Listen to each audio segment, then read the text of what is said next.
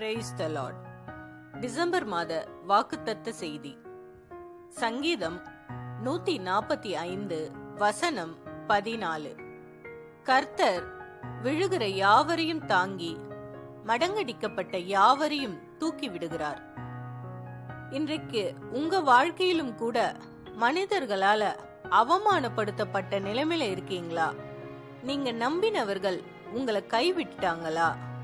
உங்க குடும்பத்துல இருக்கிறவங்க கூட நீ எதுக்கும் லாயக்கு இல்லைன்னு சொல்லி உங்க மனச காயப்படுத்துறாங்களா? இந்த புதிய மாதத்துல ஆண்டவர் உங்களை தூக்கி விடுகிறார்.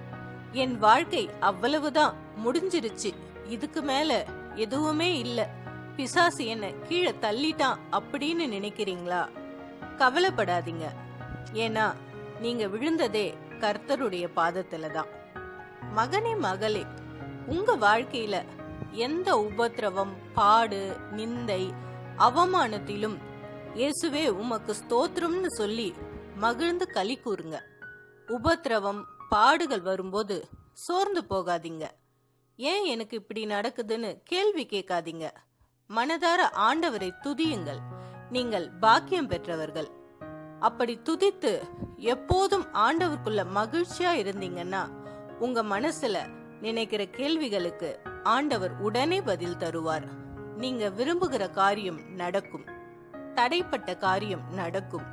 சுகம் உண்டாகும், விடுதலை உண்டாகும், நன்மையான காரியம் நடக்கும். நாம் ஜெபிக்கலாம். உங்கள் மனதில் இருக்கும் விருப்பங்களை ஆண்டவர் நிறைவேற்றுவார். என்னோடு சேர்ந்து ஜெபிக்கிறவர்களை ஆசிர்வதிங்க ஆண்டவரே. நடக்காது, வாய்க்காது என்று சொல்லி சில காரியங்களை அவர்கள் யோசித்து சோர்வடைந்த நிலைமையில இருக்காங்கப்பா. அதை நீங்க அறிவீங்க ஆண்டவரே. அந்த காரியங்களை நீங்கள் வாய்க்க பண்ண வேண்டும் என்று ஜெபிக்கிறேன் ஆண்டவரே. அவர்கள் கண்கள் பிரமிக்கத்தக்கதாக, அவர்கள் கண் காண அதிசயங்கள் நடக்க நீங்க கிருபை பாராட்ட வேண்டும் என்று ஜெபிக்கிறேன் ஆண்டவரே. நீங்க அவர்களுக்குள்ள வாசம் பண்ணுகிறதை அவர்கள் அறிந்து கொள்ள வேண்டும் என்று ஜெபிக்கிறேன்ப்பா. அவர்கள் வாழ்க்கையில் உம்முடைய சித்தம் நிறைவேற வேண்டும் என்று ஜெபிக்கிறேன் ஆண்டவரே. எனக்கு யாருமே இல்லை என்று கண்ணீர் வடிக்கிற மகனுக்கும் மகளுக்கும் நீங்க உறுதுணையாக இருந்து ஒரு தாய் தந்தையாக இருந்து வழி நடத்தி செல்ல வேண்டும் என்று ஜெபிக்கிறேன் ஆண்டவரே. தனிமையில் இருக்கிறவர்களை நீங்கள் நேசிப்பீர்கள் என்று அவர்கள் புரிந்து கொள்ள கிருபை பாராட்டுங்கப்பா.